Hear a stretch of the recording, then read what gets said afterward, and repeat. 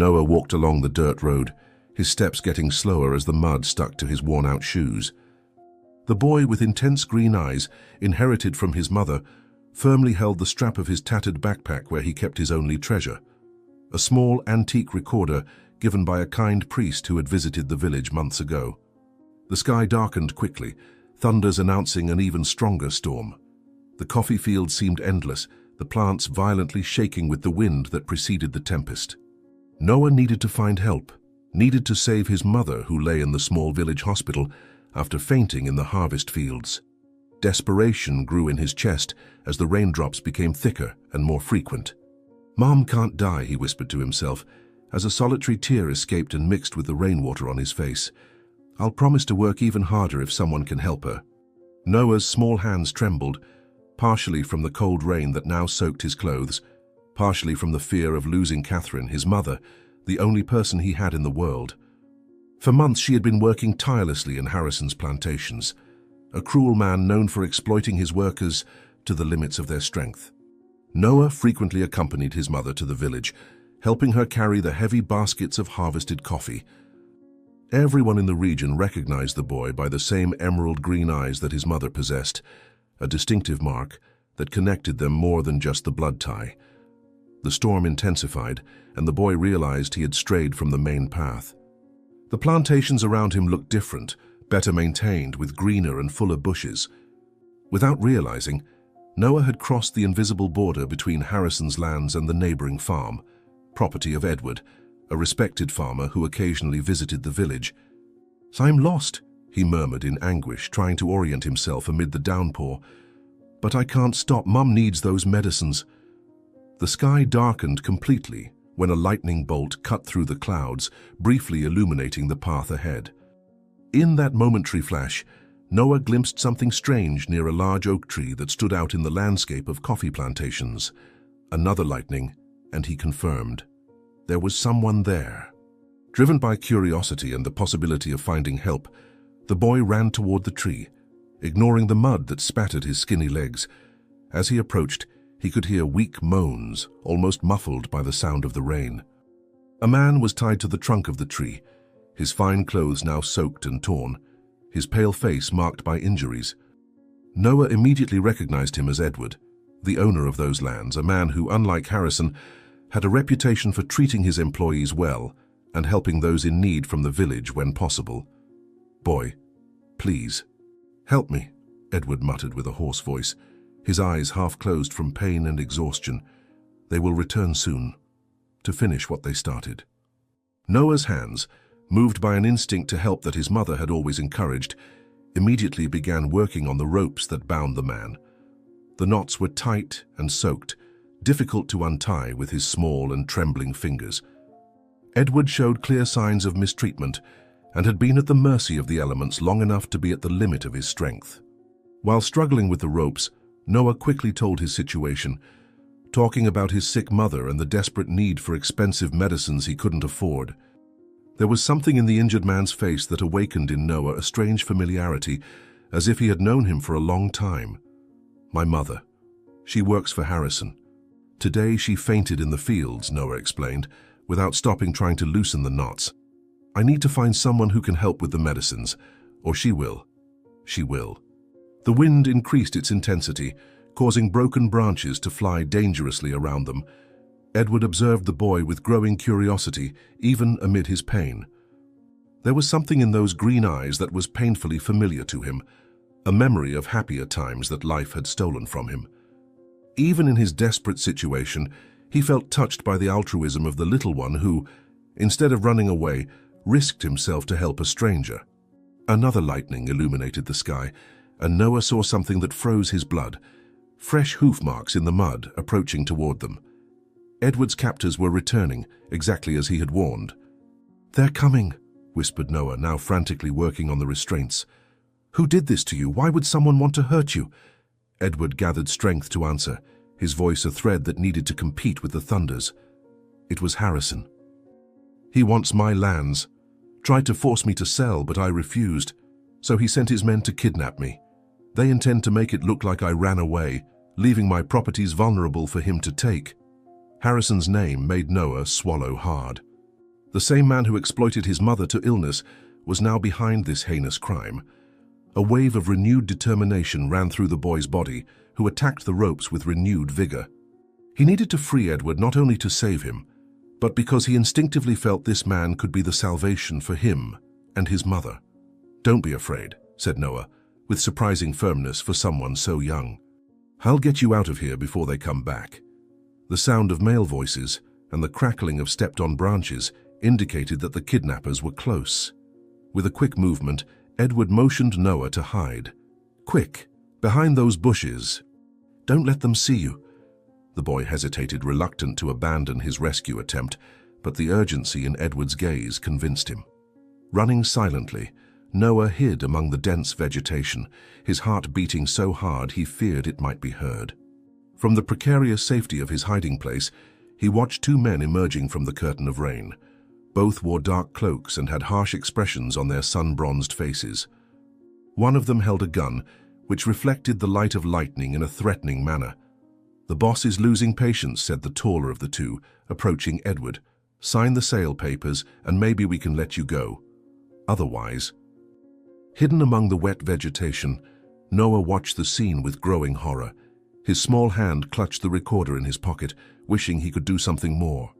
The man approached Edward, who, despite being injured and exhausted, remained defiant. The farmer's eyes briefly met Noah's through the foliage, and something silent was communicated in that look.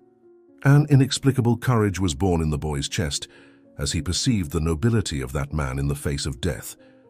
"The boss said no one can find Edward alive, or our plan to take these lands will be ruined," said one of the men with a threatening gesture that made clear his intention to eliminate any witness. Time seemed to freeze for Noah in that critical moment. Every fiber of his being screamed for him to remain hidden, to protect himself. But something deeper, stronger, an inexplicable connection with that stranger tied to the tree, made his heart pulse with an almost supernatural determination. As he fixed his gaze on the tied man, Noah felt an inexplicable connection, as if something inside him drove him to help that stranger at all costs. It was more than compassion, more than the sense of justice his mother had taught him. It was as if an invisible cord united them, as if both their destinies were intertwined in some way that his young mind still couldn't comprehend. And in that decisive moment, with the gun pointed at Edward, Noah knew he couldn't simply watch. He needed to act, even if it meant risking his own life. "No matter what happens to me," thought the boy, gathering all the courage in his small body, "I cannot let this man die when I have a chance to save him." Noah's mind worked frantically, as the danger grew with each second. The gun pointed at Edward meant certain death, and the boy knew he needed to act immediately. The stories his mother told before bedtime, filled with cunning and courage, came to his memory like lightning. Catherine always narrated tales of unlikely heroes who overcame impossible obstacles using intelligence rather than strength. An idea emerged in his mind. With trembling but determined hands, he picked up some stones from the muddy ground and silently moved away, reaching a position where he wouldn't be seen. He took a deep breath once, twice, gathering all the courage his small body could contain. Then, with the deepest voice he could forge, he started shouting, "Here! The patrol found someone tied up.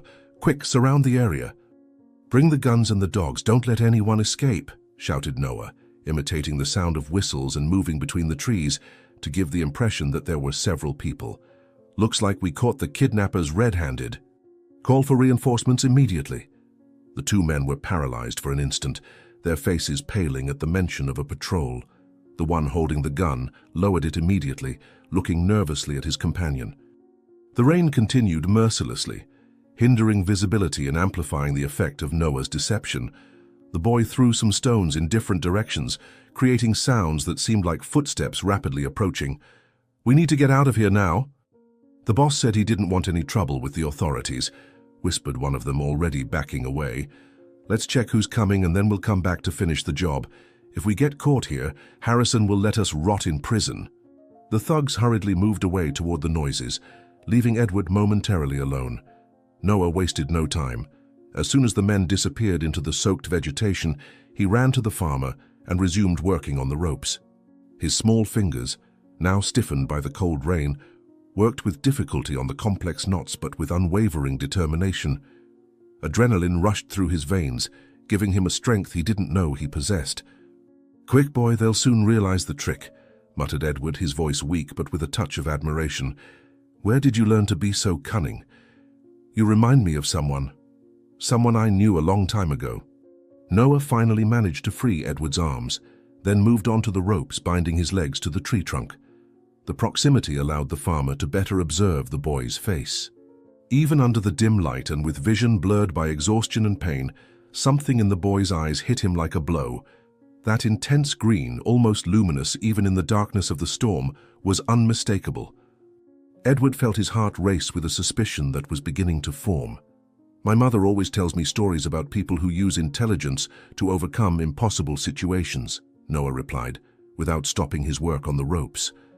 "She says that true strength is in here, in the head and heart, not in the muscles." The last ropes finally gave way and Edward fell forward, his legs numb after hours tied to the trunk. Noah supported him as best he could, surprised at how debilitated the man was. The farmer tried to stand, leaning on the tree, but his legs trembled violently. Days of exposure to the elements without proper food or water had taken their toll. His eyes, however, didn't leave Noah's face for even a second, as if trying to decipher a painful enigma. "What is your mother's name, boy?" asked Edward, his voice trembling slightly, not just from exhaustion. "And how old are you? I need to know." Noah held Edward's arm, trying to help him balance as they began to move away from the tree in uncertain steps. The rain now fell in dense curtains, offering some cover for their escape. Each step was a monumental effort for the injured farmer, but the determination to survive drove him forward. "My mother's name is Catherine, and I'm almost 11, Noah replied, concerned about the state of the man he was trying to save. "She's been working in Harrison's plantations for years, since before I was born. Today she fainted while picking coffee. The doctor said she needs expensive medicine, but we don't have money. That's why I went out looking for help." Upon hearing the name Catherine, Edward stopped abruptly as if he had been shot. His eyes, previously clouded with pain, now shone with frightening clarity. He knelt in the mud, coming to Noah's eye level, and held the boy's shoulders with an intensity that contrasted with his physical weakness. Up close, those green eyes were even more unmistakable, exactly like the ones that had populated his dreams for more than a decade. "Catherine. My Catherine," he murmured, his voice choked with emotion that seemed to come from the depths of his soul. "Those eyes. They're exactly like hers. I would never forget that shade of green, even after all these years." "Boy, you say you're almost 11. That means you were born shortly after we were separated." Noah looked confusedly at Edward, not fully comprehending the meaning of those words or the emotion emanating from them. However, something in his childish heart responded to that intensity, as if an unknown part of himself recognized something fundamental in that wounded man. Discreetly, without Edward noticing, Noah reached for the small recorder in his pocket and turned it on, driven by an instinct he couldn't explain. "You know my mother?" he asked, his voice a mixture of surprise and hope. "She never mentioned your name. She only says that my father was a good man who left before I was born. She says he didn't know she was expecting a child." Edward stood up with difficulty, a new purpose seeming to give him strength. They began to walk again, moving away from the tree toward what appeared to be a less exposed trail. The farmer leaned heavily on Noah's shoulder, but tried to protect the boy from the rain with his own body, an instinctive gesture of protection that surprised even himself. "Your mother and I. We were in love, Noah," Edward began, his voice low but intense, competing with the sound of rain and thunder. "We met when we were young. I had just inherited my father's farm, and she worked in the village. It was love at first sight. We planned to get married, build a life together. But then Harrison appeared." Noah listened, fascinated, as he guided Edward along the muddy trail. Each word from the farmer fell upon him like the drops of the storm. Cold, impactful, impossible to ignore. It was as if he was finally discovering pieces of a puzzle he didn't even know existed, pieces that completed a void he had always felt without ever understanding. "Harrison always desired my lands." "And Catherine," continued Edward, his voice hardening at the mention of his rival's name. When he realized he couldn't get either, he resorted to lies and manipulation. He sent fake letters, made Catherine believe I had abandoned her for another woman, that I was just playing with her feelings, and to me he made me believe she had accepted money to leave me, that her love had a price. A lightning bolt cut across the sky, briefly illuminating the path ahead. Edward stopped, looking directly into Noah's eyes with an almost painful intensity. In that moment, the boy felt as if something greater than himself was happening, as if destiny had planned this meeting since before his birth. "I believed that lie, Noah," Edward confessed, his voice breaking with emotion. "And that was the biggest mistake of my life. I never knew Catherine was pregnant, never imagined I had a son. You are exactly the age that he would be if you are who I think you are." The words hung between them, heavy with meaning. Noah felt his heart beating erratically, a mixture of confusion, fear, and hope taking over his small body. Before he could respond, an intense flash illuminated the forest, followed by the acrid smell of smoke. Looking back, they saw tongues of fire beginning to spread across the plantations. The henchmen, realizing the trick, had returned and were now setting fire to part of the plantation, probably to eliminate evidence and make any escape difficult.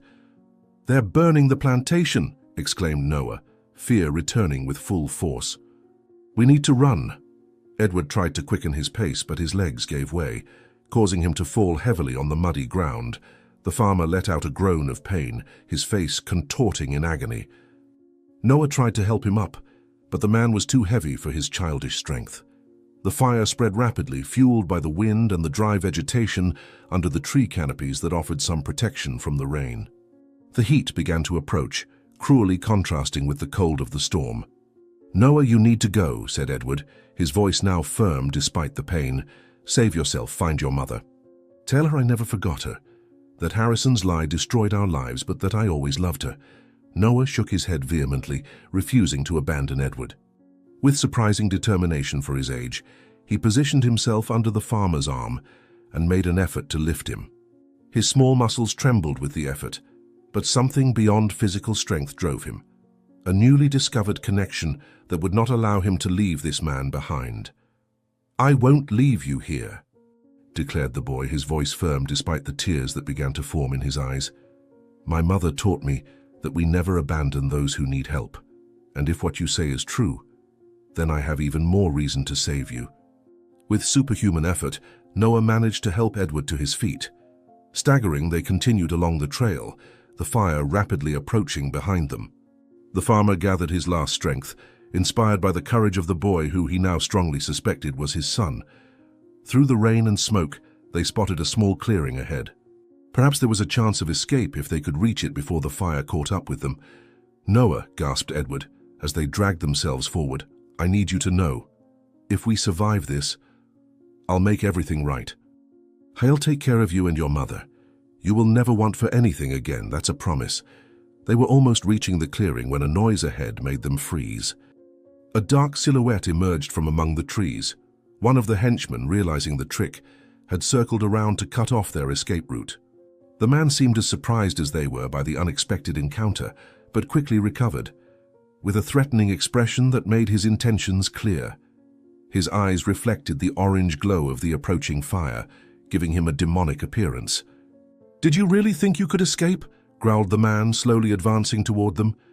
The boss was very clear. No one can find Edward alive, or everything will be ruined. Noah felt Edward trying to push him back, protecting him with his own body. But the boy, in an impulse that even he didn't fully understand, stepped forward, placing himself directly between the gun and the farmer. His green eyes shone with fierce courage, defiant even in the face of death. His small body trembled, but not from fear, from determination. "If you're going to kill him, you'll have to kill me first," Noah shouted, his voice echoing through the forest with a strength that far surpassed his size. "You won't hurt anyone else today." The man hesitated, his hand trembling slightly as he pointed the gun at a child. Something in Noah's gaze deeply disturbed him. Those intense green eyes seemed to see through his soul, judging every mistake he had ever made. For a moment, the thug seemed truly shaken, as if a greater force was present in that confrontation. The sky chose that exact moment to release its fury. Lightning cut through the black clouds, striking a nearby tree with a deafening crash. The tree, immediately ignited by the electrical discharge, fell between them and the aggressor, creating a burning barrier that separated them. Edward pulled Noah back, protecting him from the wood splinters and the flames that rose ferociously. When the boy looked up, he saw Edward observing him with an extraordinary mixture of gratitude, admiration, and something deeper, a questioning, a suspicion, a hope. The farmer saw in that small act of courage something that went beyond childish heroism. He saw the reflection of himself, of his own determination, mixed with the unwavering kindness he had always admired in Catherine. And in that moment, he knew. This boy wasn't just the son of the woman he had loved. He was his son, his blood, the continuation of a love he had believed lost forever. "Who are you, Noah?" whispered Edward, more to himself than to the boy as the flames illuminated their faces with an orange glow. Who really is this boy who risks his life for a stranger? The burning tree blocked the aggressor's path, giving Edward and Noah precious moments to escape. The farmer, gathering strength he didn't know he still possessed, pulled the boy away from the fire that spread rapidly through the dry vegetation. The thick smoke made breathing difficult, and both their eyes burned as they stumbled along the muddy trail. Noah kept his arm firmly around Edward's waist, offering support to the injured and exhausted man. When it seemed there was no way out, that the fire would completely surround them, Edward spotted a stone structure almost hidden among the vegetation, the entrance to an ancient irrigation tunnel that cut through the property, built by his grandfather many decades ago. "Over there, Noah. That tunnel will lead us out of the plantation," exclaimed Edward, pointing to the opening partially covered by vines. "It's our only chance to escape the fire before it's too late." Without hesitation, Noah helped Edward approach the tunnel entrance. They pushed aside the plants covering it and entered the damp darkness of the underground passage. The tunnel was narrow and low, forcing even Noah to bend slightly. The only light came from the entrance, an orange glow from the fire they were leaving behind. The air was cold and humid, a shocking contrast to the suffocating heat of the fire. Water trickled down the stone walls and formed small puddles on the packed earth floor. Still, it was their refuge, their salvation. They moved slowly through the passage, Edward leaning heavily on the walls as he struggled to remain conscious.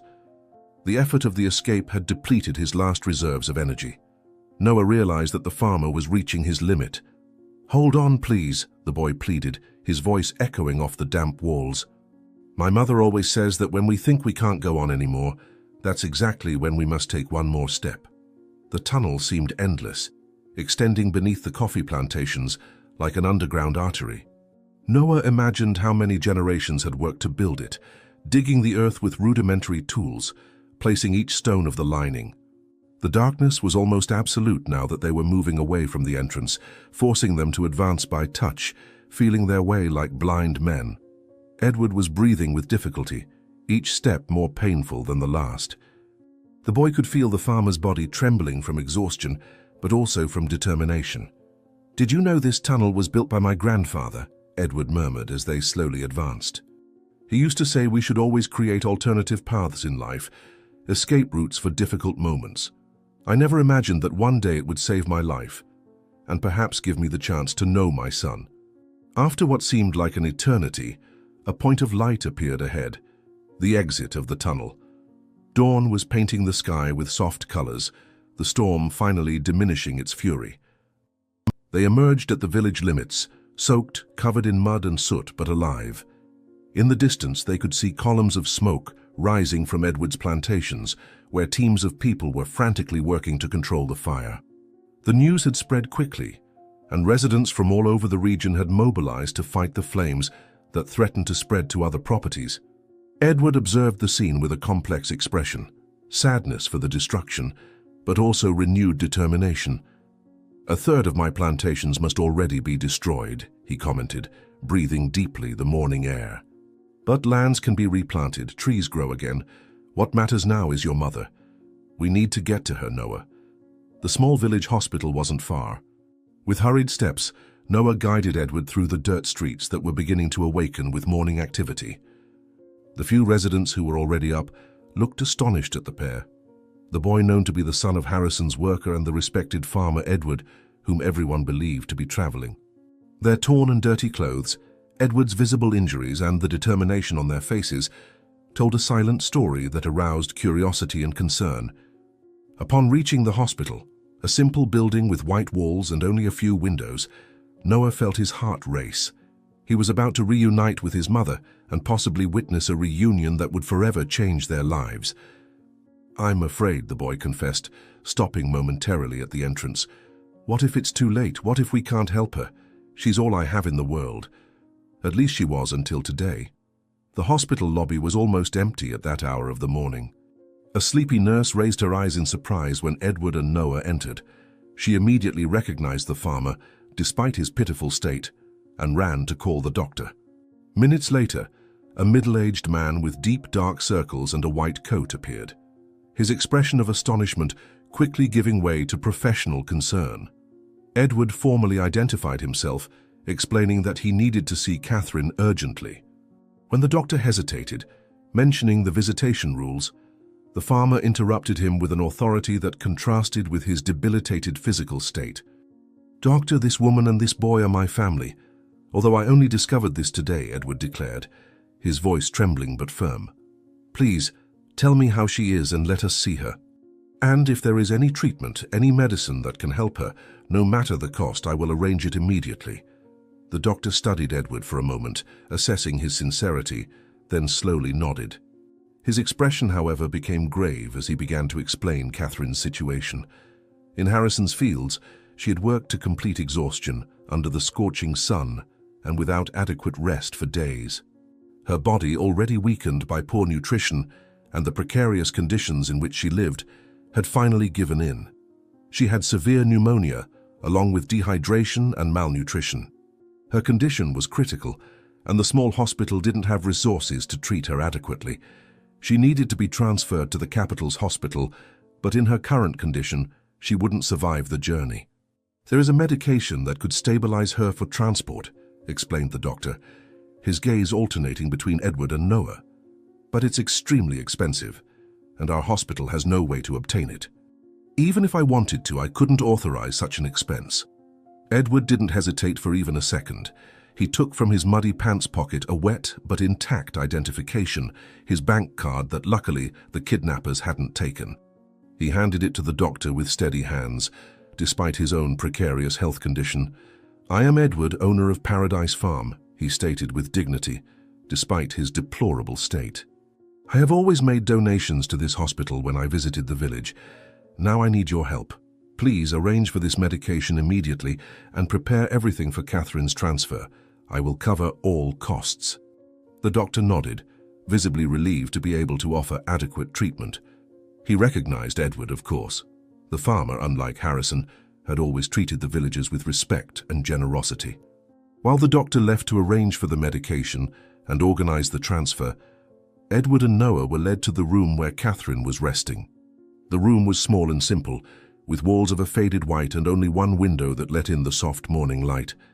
In the only bed, connected to a heart monitor and with an IV in her arm, lay Catherine. "Mom," whispered Noah, approaching with hesitant steps. He had never seen her so pale, so fragile. Her black hair spread across the white pillow, framing a face that, even in illness, maintained its serene beauty. Edward remained motionless at the entrance of the room, paralyzed by the sight of Catherine after so many years. Time seemed to have stopped at that moment. All the years of separation, all the pain, the lies, the lost love, converging to this encounter that none of them could have predicted. Slowly, as if fearing she might vanish if he moved too quickly, Edward approached the bed. His eyes traced every inch of Catherine's face, relearning every curve, every shadow. It was then that he noticed something, a small scar on her wrist, almost imperceptible to anyone who didn't know where to look. That mark he knew so well, a reminder of that day when they were riding together and she fell, frightened by a snake in the path. Edward had tended to that wound with so much love so many years ago. "This scar," he murmured, touching it lightly with his fingertips. "I remember every detail of that day. You smiled even while in pain, said it was nothing. But I insisted on cleaning and bandaging the wound. Afterward, I kissed your wrist and promised I would always take care of you." Noah observed the scene, feeling that he was witnessing something deeply intimate and significant. The way Edward looked at his mother, the tenderness in his touch, everything spoke of a love that time had not been able to erase. The farmer turned to the boy, his eyes shining with renewed urgency, a desperate need to confirm his suspicions. "Noah, when is your birthday?" asked Edward, his voice barely containing the emotion. "Please, I need to know exactly when you were born." The boy responded promptly, mentioning the date his mother always celebrated with such care, even when they had no resources for gifts or festivities. Edward closed his eyes for a moment, making mental calculations, his face transforming as he reached the conclusion his heart already knew. The date Noah had just mentioned marked exactly 9 months after their last meeting, the last night Edward and Catherine spent together before Harrison's lies destroyed their love. "Noah," began Edward, kneeling to be at eye level with the boy. "I believe, no, I'm almost certain that I am your father. Everything fits, your eyes, your age, your birth date. Catherine and I loved each other deeply before we were separated by Harrison's lies. She must have discovered she was pregnant after we were already apart." The boy's eyes widened, a mixture of emotions crossing his face. Shock, confusion, hope, fear. It was too much to process all at once. All his life he had wondered about his father. Catherine always said he had been a good man, who didn't know about his existence, but she never went into details. And now this stranger, who was quickly becoming less strange, claimed to be that mysterious man, the piece that had always been missing in his life. "You, my father," whispered Noah, his voice trembling slightly. "But why did my mother never tell you about me? Why did you never look for us?" Edward was about to respond, to explain again about the lies that had separated them, when they were interrupted by a commotion in the hallway. Raised voices, hurried steps approaching. The door to the room opened abruptly, revealing a figure that made Edward's blood boil and Noah's muscles instinctively tense. Harrison, impeccably dressed as always, his face a mask of concern that didn't reach his cold eyes. "I came as soon as I heard about the fire and that my workers were being treated here," announced Harrison with false cordiality. His eyes quickly swept the room, registering the scene.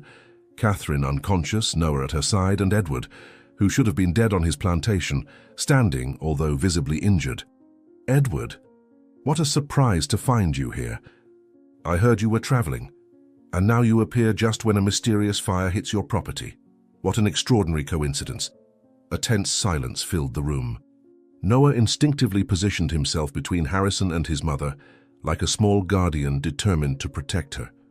Edward straightened up, ignoring the pain that ran through his battered body, refusing to show any sign of weakness before his rival. The atmosphere was charged with years of resentment, lies, and injustices, about to explode like a long-contained storm. "There is no coincidence at all, Harrison," replied Edward, his voice dangerously calm.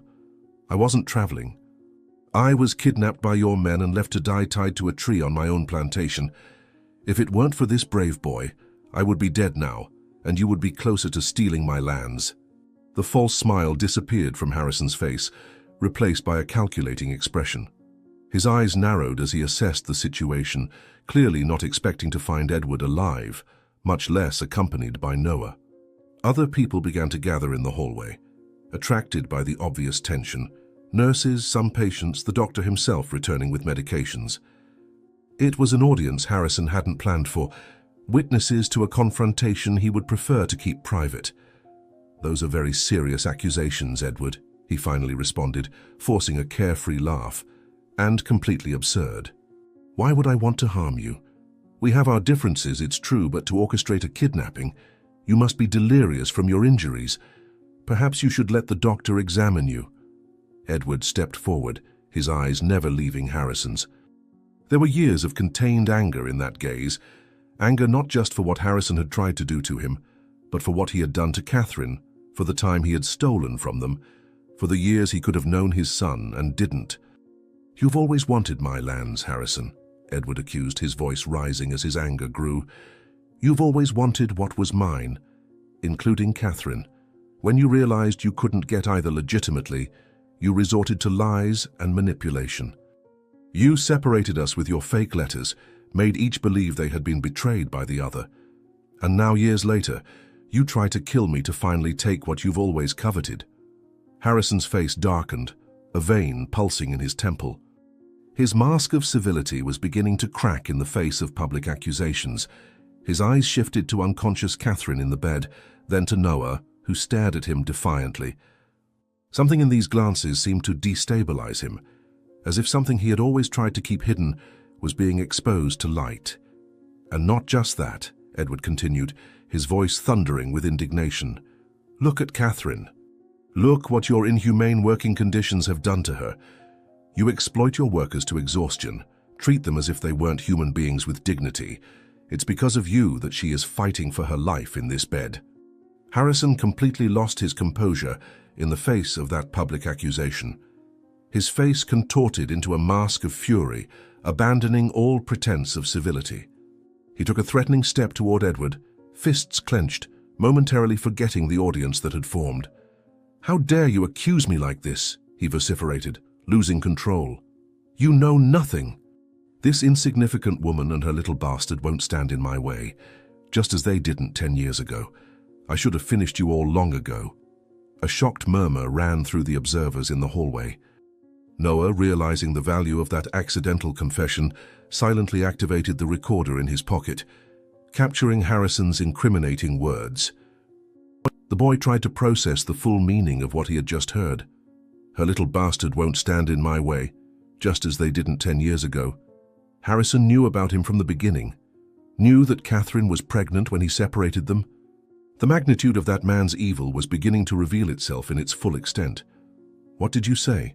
asked Edward, his voice dangerously low. "You knew about Noah. You knew Catherine was expecting my child when you separated us." Realizing his mistake, Harrison took a step back, trying to regain control. His calculating gaze swept the crowd of observers, assessing the damage caused by his thoughtless words. With a visible effort, he forced a disdainful smile, trying to minimize what he had just said. "You're twisting my words, Edward," he replied, adjusting his impeccable suit jacket in a gesture meant to demonstrate control. "It's no surprise that you now try to paint me as a villain to justify the fire you yourself caused on your lands. Everyone knows your plantations weren't producing as before, that you had financial problems, a timely fire, generous insurance. It's an old tactic." Edward was about to respond when the doctor stepped forward, interrupting the confrontation. His face expressed urgency. Something more important than that dispute demanded immediate attention. The man looked exhausted, his expression a mixture of professional grief and human sympathy. Everyone in the room froze, anticipating news that no one wanted to hear. "I'm sorry to interrupt," the doctor began, his voice low and grave. "But I need to inform you. Catherine's situation is critical. Her heart stopped once during the night and we managed to revive her, but she has gone into a coma. I brought the medication that might stabilize her for transfer, but I must be honest, even with it the chances are minimal." The words fell like stones in the silence of the room. Noah felt his legs weaken, all air escaping from his lungs as if he had taken a physical blow. A sob escaped his throat, followed by tears he could no longer contain. Edward immediately moved to the boy's side, instinctively wrapping his arms around him. Noah didn't resist, burying his face in the chest of the man he had just discovered to be his father, allowing himself, perhaps for the first time in his life, to be just a frightened child who needed comfort. "Mom can't die," he sobbed against the torn fabric of Edward's shirt. "She's all I have. She can't leave me alone." Edward held the boy tight against him, looking at Catherine unconscious in the bed. Now he saw the boy not just as the brave savior who had rescued him, but as his son, blood of his blood, the continuation of the love he had shared with Catherine. A fierce determination grew in his chest, replacing the fatigue and pain. He would not lose Catherine again, would not allow Noah to grow up without a mother, not after everything they had been through, not when there was finally hope to fix what had been broken so many years ago. "She won't die, Noah," he promised, his voice choked but firm. "And you will never be alone again. I'm here now and I'll do everything, absolutely everything, to save your mother. Our family is finally together, and I will fight with all my strength to keep it that way." The intense moment was interrupted by the sound of heavy footsteps and authoritative voices. Several uniformed people entered the already crowded room. Police officers, their severe expressions contrasting with the emotional environment they had just invaded. The officer in front examined the room until his gaze fell on Edward, who was still embracing Noah. The man advanced, removing a folded document from his pocket. "Edward?" asked the police officer, his voice professional and distant. "I regret to inform you, but I'm here to arrest you on charges of arson and insurance fraud. We have a formal complaint signed by Harrison stating that you deliberately started the fire on your own property to collect the insurance money." A triumphant smile spread across Harrison's face, who watched the scene with evident satisfaction. Edward looked incredulously at the officers, then at his rival, finally understanding the extent of the plot against him. It wasn't enough to take his lands. Harrison wanted to destroy him completely, tarnish his name, separate him forever from Catherine and Noah. It was a clever move. Who would believe that Edward had been kidnapped and left to die, when the simpler explanation was that he himself had started the fire for financial reasons? "This is absurd," protested Edward, still holding Noah, who seemed terrified by this new tragedy. "The fire was started by Harrison's men who tried to kill me. This boy saved me. He will testify to the truth." His protest seemed not to move the officers, who advanced to arrest him. Noah desperately clung to Edward, his small fingers gripping the farmer's torn shirt as if he could physically prevent them from taking him away. Tears ran freely down the boy's face, who had just found his father only to see him torn from his arms. "No," shouted Noah, his voice breaking in desperation. "You can't take him. He did nothing wrong." "It was Harrison who tried to kill him. I saw everything. Please don't separate our family again." Edward looked at Noah, then at the unconscious Catherine, and finally at Harrison, who was watching the scene with barely disguised satisfaction. In that moment, as the officers placed handcuffs on his wrists, Edward made a silent promise. This would not end here. Somehow he would find a way to prove his innocence, to expose Harrison's lies, to save Catherine, and finally form the family that should have been his so many years ago. "Noah," said Edward, his voice calm despite the desperate situation, as the officers began to take him away. "Stay with your mother. Take care of her. I will return, I promise. This isn't the first time Harrison has tried to separate us, and like the first time, he won't succeed. The truth always finds its way, son. Always." The cells of the local prison were cold and damp, the air heavy with the smell of cheap disinfectant and despair. Edward remained seated on the edge of the narrow bed, observing the faint light that filtered through the small barred window. His wounds had been superficially treated, but the physical pain was insignificant compared to the anguish he felt at being separated from Noah and Catherine precisely when they needed him most. Some hours had passed since his arrest, each minute dragging like an eternity. Edward had barely managed to sleep, tormented by thoughts about Catherine's condition and worried about Noah, alone and frightened. The guards denied him any information about the outside world, only increasing his sense of isolation and helplessness. In his mind, he repeated like a mantra the promises he had silently made. He would find a way to prove his innocence and reunite his family, no matter how long it took. "This time Harrison has gone too far," he whispered to himself, his fists clenched with determination. "He separated us once with lies, but I won't allow it to happen again. For Catherine and for Noah, I will find a path to the truth." The metallic sound of keys and the creaking of his cell door tore Edward from his dark thoughts. A guard entered, his expression surprisingly respectful, a notable change from the indifference of previous days. Behind him, to Edward's astonishment, stood the sheriff accompanied by the hospital doctor, and more surprisingly still, by Noah, firmly holding a small object in his hands. The boy looked exhausted, dark circles contrasting with his pale skin, but his green eyes shone with iron determination. Edward rose immediately, his heart racing at the sight of his son, wondering what this unexpected visit might mean. The sheriff stepped forward, holding a set of documents with a grave expression that gradually transformed into something close to an apology. "Edward, I'm here to release you," announced the sheriff, extending the documents to him. "New evidence has been presented that not only proves your innocence but directly implicates Harrison in multiple crimes. This extraordinary boy didn't rest until the truth was heard." Noah ran into Edward's arms as soon as the guard removed the handcuffs.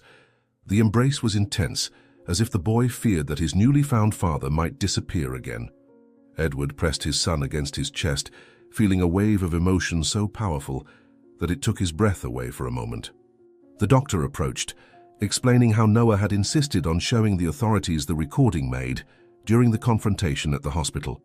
Harrison's accidental confession, captured by the small recorder the boy always carried, provided clear evidence of his threats and directly implicated him in the attempted murder.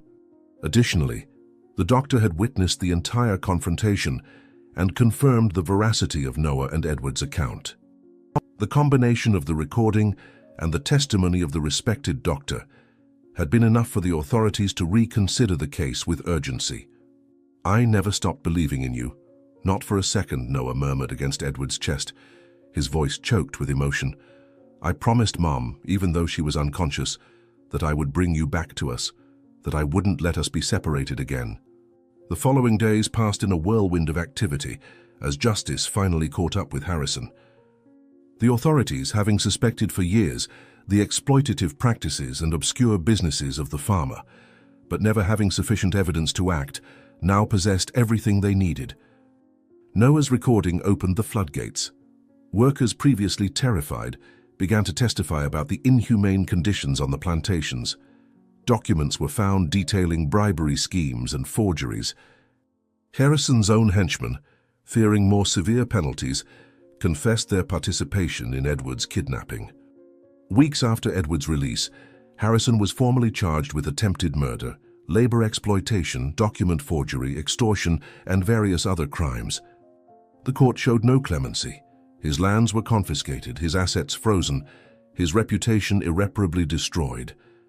The man who previously walked with impunity, above the laws and common morality, now faced the prospect of spending the rest of his days in prison.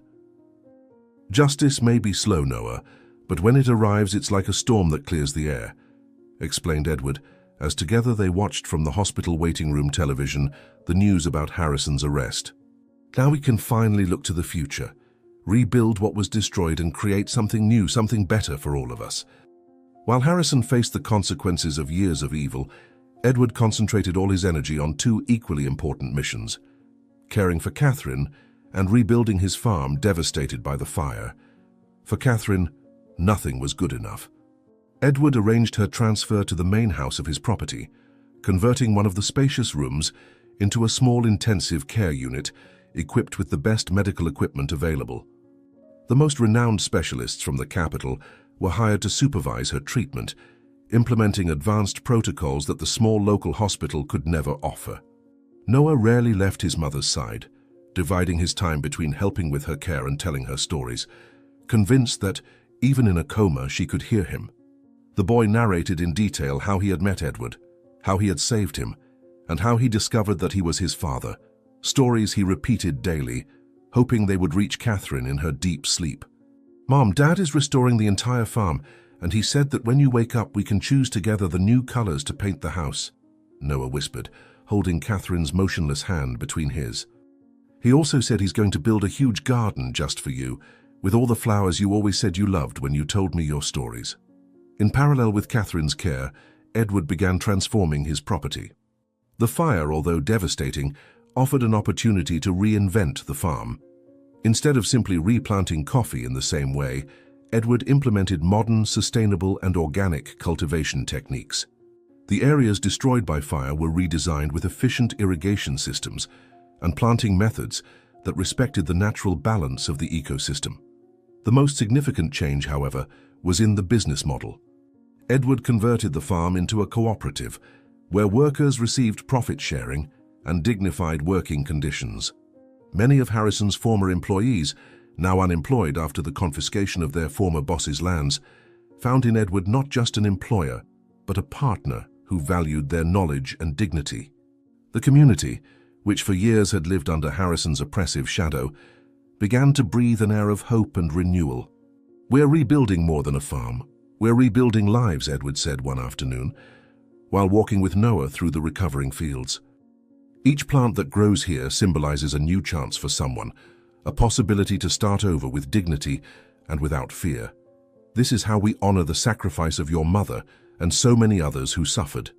Amid all these transformations, Edward secretly conducted a paternity test, not because he doubted his connection with Noah, the boy's green eyes were proof enough, but to have official confirmation that might be necessary in the future for legal matters.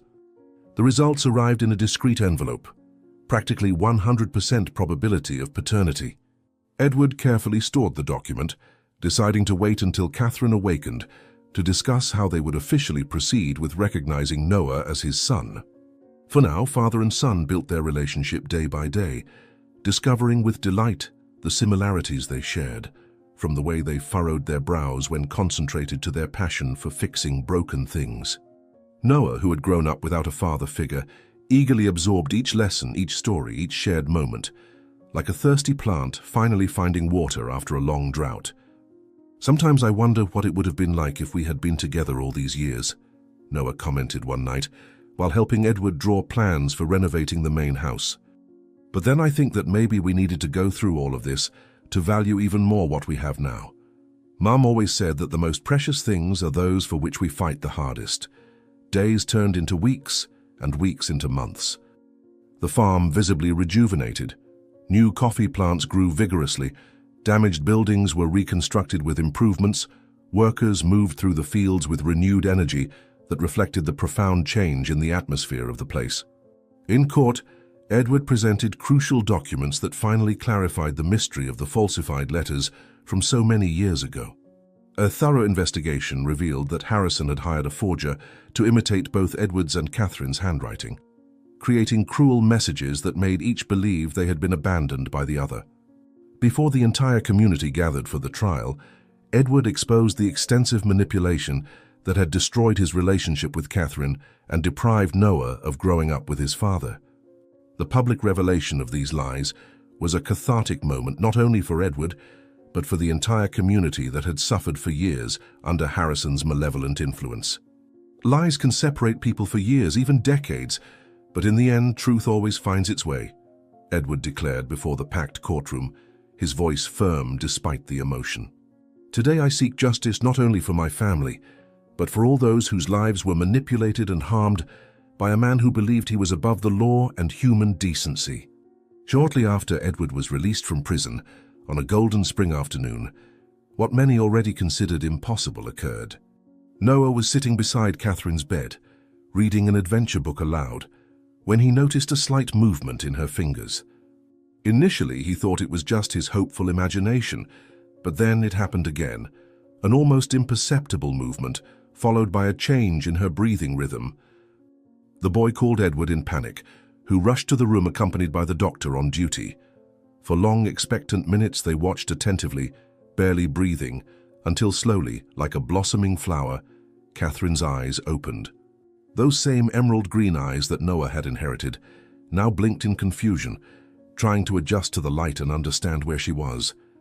The medical team quickly began a series of evaluations, but Edward and Noah could hardly move away, magnetized by the sight of Catherine finally awakening from her long sleep. "It's a medical miracle," the specialist later explained, still visibly impressed. "The combination of advanced medications and continuous treatment certainly contributed. But there's something more here that science can't fully explain. Perhaps the strength of a love that refused to give up." In the following hours, Catherine gradually reconnected with the world around her. Her voice, initially just a hoarse whisper from disuse, was the sweetest music Edward and Noah had ever heard. The doctor advised not to overwhelm her with information, to allow her to readjust gradually, but it was impossible to contain the emotion of the moment. Noah held one of her hands, Edward the other, forming a perfect circle that seemed to concentrate all the happiness of the universe in that small room. It was then, amid the confusion of emotions and tears of joy, that Catherine looked deeply into Edward's eyes, and then at Noah, a sudden understanding crossing her pale but still beautiful face. "Edward, he is our son," Catherine revealed with a weak but determined voice, tears streaming down her emaciated cheeks. "I discovered I was pregnant after they separated us. I never had the courage to tell you. Harrison threatened me, said he would kill us if I looked for you. I was so afraid. Forgive me for not being stronger." Edward, who already knew the truth but was moved to hear it from Catherine's lips, took both their hands in his. Tears flowed freely down his face, without any attempt to contain them. All the suffering of the lost years, all the pain of forced separation, all the lies and manipulations that had robbed them of the chance to be a family, now seemed to belong to a distant past that, although painful, had finally come to an end. Edward bent down, gently kissing Catherine's forehead, then Noah's hand before finding his voice again. "There is nothing to forgive, my love," Edward replied, his voice choked with emotion. "Harrison manipulated us all, made us believe lies, separated us through fear. But that's over now. We will never be separated again. I promise you both, with everything I am, that I will dedicate every day I have left to make up for the years we lost, to build the family we should have always been." Times later, marking profound transformations not only for Edward, Catherine, and Noah, but for the entire community. The former Paradise Farm, now renamed New Dawn, had become a revolutionary model of sustainable coffee production, attracting international attention for its innovative practices and exemplary treatment of its workers. The areas previously devastated by the fire, ironically, became the most productive on the property. The fire that should have destroyed everything ended up purifying the land, preparing it for an even more vigorous rebirth. The organic methods implemented by Edward, combined with the traditional knowledge of local workers, resulted in coffee of exceptional quality that quickly won awards in international competitions. The main house, completely renovated, had become not only the welcoming home of the family, but also a community center where workers gathered for festivities, training, and cooperative decisions about the future of the property. "I never imagined that from the greatest tragedy of our lives something so beautiful could be born," Catherine remarked one morning, watching the workers singing as they harvested the first beans of the new crop. "It's as if the land itself wanted to show us that there is always hope, even when everything seems lost." Catherine had fully recovered, rebuilding her strength day by day with the same determination that had always characterized her. Her marriage to Edward, held in a simple but deeply moving ceremony in the farm gardens, officially united what fate had separated for so many years. The entire community attended to celebrate, turning the event into a festival that lasted until dawn. Noah, proudly serving as best man, watched his parents exchange vows with tears of happiness in his green eyes so similar to theirs. The boy, now officially recognized as Noah Edward, legitimate son of Edward and Catherine, flourished in an environment of love and security he had never known before. His natural intelligence, previously limited by the need for survival, now found expression in the newly built community school, a project funded by the Farm Cooperative, ensuring quality education for all children in the region, something unthinkable in Harrison's times. "Mom, Dad, you need to see what we're learning about sustainable planting techniques," exclaimed Noah one day, returning from school with eyes shining with enthusiasm. "I think we can implement some of these ideas here on the farm, make it even better for future generations." Among the many significant changes in the region, perhaps the most symbolically powerful was Harrison's fate. Convicted for his numerous crimes, the man who once reigned as absolute lord over lands and people had lost absolutely everything. His properties confiscated, his fortune evaporated in indemnity payments, his name transformed into a synonym for cruelty and exploitation. After serving part of his sentence in prison, he was released as an aged and defeated man, without resources or allies. Ironically, he found work as a simple helper in a small roadside store, from where he could observe from a distance the success of New Dawn Farm and the family he had tried so hard to destroy. His power and influence, built on exploitation and lies, proved ephemeral in the face of resistance from ordinary people who finally found the courage to confront him. "I don't harbor hatred for Harrison, only pity," Edward confessed one night while talking with Catherine on the porch. "He spent his life accumulating wealth at the expense of others' suffering, and now has nothing. No money, no power, no love. We who lost so much ended up gaining what truly matters." The sunset of that special day painted the sky with golden and rosy hues, creating a scene of almost unreal beauty. On the main porch of the farmhouse, the family observed the natural spectacle while celebrating another achievement. Noah had received first place in the regional science fair with his project on sustainable coffee production, combining ancestral knowledge with modern technologies. The boy proudly held his medal, animatedly explaining every technical detail to his attentive parents. In the center of the property, a newly installed sign announced the motto that had become the essence of that reborn place. Here, coffee is cultivated with love and justice.